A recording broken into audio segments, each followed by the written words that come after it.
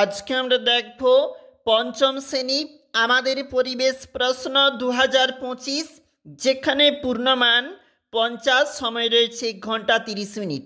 সঠিক উত্তর নির্বাচন করে লেখো 1 গুণ 10। পৃথিবী চারিদিকে চাঁদের একবার ঘুরতে কত সময় লাগে? উত্তর হবে 29.5 দিন। 29.5 দিন। আইলা ঝড় হয়েছিল 2009 সালে।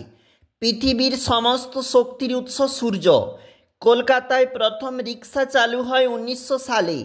এদেশে বাঘের সংখ্যা 2000। সূর্যগ্রহণের সময় মাঝখানের অবস্থান করে চাঁদ। কাগজের ইংরেজি নাম পেপার এসেছে প্যাপিরাস থেকে। চলে যাব পরের যে প্রশ্ন বলেছি। পানসি হলো এক প্রকার ডিঙ্গি। পরিবেশ বান্ধব হলো সাইকেল। চন্দ্রগ্রহণ হয় পূর্ণিমা তিথিতে। শূন্যস্থান। ধূমকেতু দেখতে অনেকটা ঝাঁটার মতো। ভুটানের কাছে ঝালঙ্গে জলবিদ্যুৎ কেন্দ্র রয়েছে। কয়লা অনেকটা অংশ কার্বন।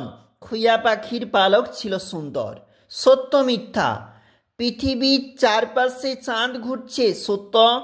আসানসোল রানীগঞ্জে লোহার খনি দেখা যায়। মিথ্যা। শাঁকালো একটি লতানো গাছ। সত্য। দেখো সুনামি, সুমেকা লেভি, এদিকে রয়েছে ধূমকেতু টেলিস্কোপ। চলে যাব পরের প্রশ্নে চলে যাব আবার। দেখো এই দিকটা রয়েছে ট্রাম, গ্যালিলিও, এক প্রকার সামুদ্রিক জলোচ্ছ্বাস আর বিদ্যুৎ শক্তি।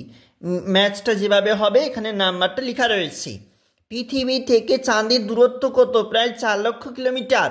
একটি জীবাশ্ম জ্বালানি কয়লা। কোন অতিকায় প্রাণী পৃথিবী থেকে বিলুপ্ত হয়ে গেছে? ডাইনোসর। বনে থাকে বাঘ লিখেছেন রবীন্দ্রনাথ ঠাকুর। পূর্ণগ্রাস চন্দ্রগ্রহণ হয় পূর্ণিমা তিথিতে। ধোঁয়াতে কোন বিষাক্ত গ্যাস থাকে? Carbon monoxide. এদেশে যাত্রীবাহী ট্রেন চালু হয়েছিল 1853, 16 এপ্রিল। হরপাবান কি? দেখো এগুলা রয়েছে 2 নম্বরের প্রশ্ন। আর এই দিকটাতে পরবর্তী যে প্রশ্নপত্র।